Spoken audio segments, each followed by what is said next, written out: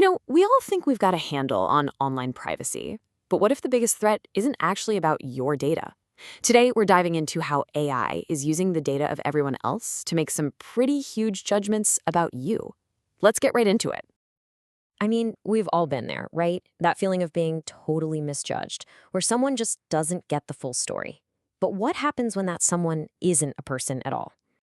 All right, let's play out a little story here, one that comes straight from the source material we're looking at. Imagine you're going for your dream job. You've got the chops, you've got the experience, your resume is, frankly, perfect. You are absolutely the one for the job. So you wait, and you wait, and crickets. Nothing. Not even a form rejection email. Just silence. And you're sitting there completely stumped, wondering what in the world went wrong. Well, here's the kicker. The reason had zero to do with your qualifications. It was an AI screening tool. It churned through data from thousands of other people and decided that you were a risk. Maybe it predicted you were the type to join a union, or that you might start a family soon. And just like that, a machine's secret judgment completely altered your future, and you never even found out why. So how is that even possible? That's what we're going to unpack today. We'll look at the AI's secret judgment calls.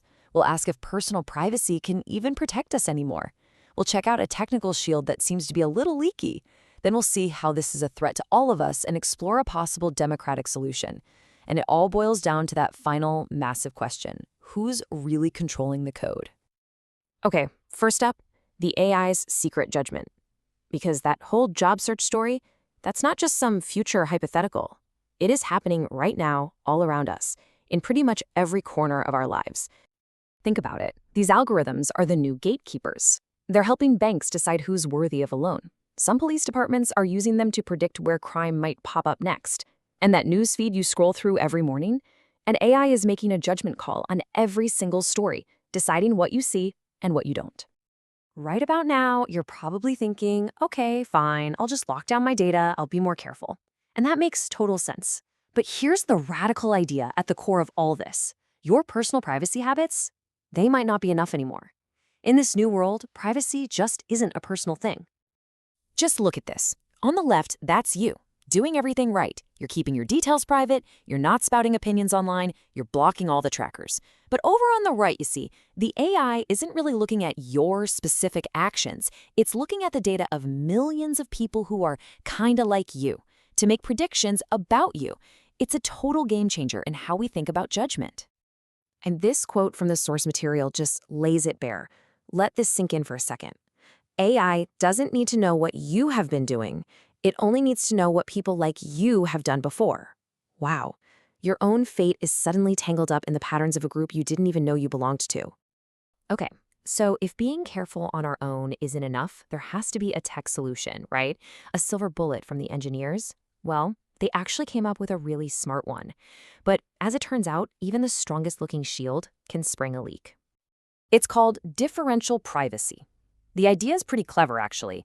You take a massive data set and you just inject a little bit of statistical noise, a tiny bit of randomness. This makes it impossible to pinpoint any one person's data, but you can still see all the big, broad trends. It's serious stuff, used by big players like Apple and even the US Census. Sounds like the perfect shield, right? Yeah, but here's the fatal flaw. Differential privacy is great at hiding the individual trees, but it still shows you the exact shape of the forest. And for these incredibly powerful AIs, the shape of the forest, that group pattern, that's all they need to make a judgment. The shield protects you as an individual, but it leaves the entire group you belong to completely exposed. So this is way bigger than just unfair outcomes like missing out on a job. The threat here is collective, and the stakes are getting much, much higher. We're talking about fundamental things like liberty, and in some really scary cases, even life and death. And this isn't just theory. The source points to real-world systems. You've got Palantir's Immigration OS, which sifts through massive data pools to help identify people for deportation, or Lavender, a system reportedly used by the Israeli military to help identify targets. I have to say it again. These AIs don't need to know you personally. They just need to find the patterns of the group you're a part of. To really wrap our heads around this collective problem idea, the source material uses a really powerful analogy: climate change. Think about it. One person's individual carbon footprint feels tiny, right? almost meaningless. But when you add up everybody's emissions, you get a full-blown planetary crisis. And the logic here is exactly the same for our data. One person's data seems like a drop in the ocean, but when you pool all our data together, it creates this immense force, powerful enough to totally reshape society. All of a sudden, your data isn't just about you anymore. It's about every single one of us. So, if the problem is collective, then the solution has got to be collective too.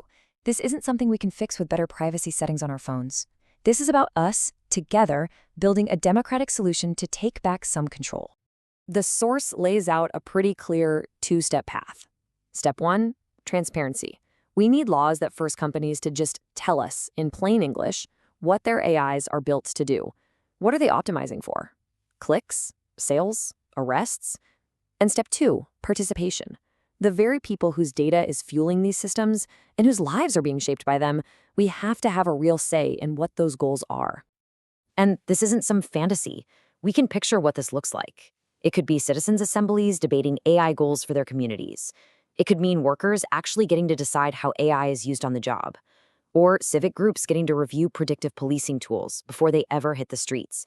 The point is, we have models for this stuff already. We just need to apply them here. Which brings us to the final and maybe most important idea. We need to reframe this whole debate.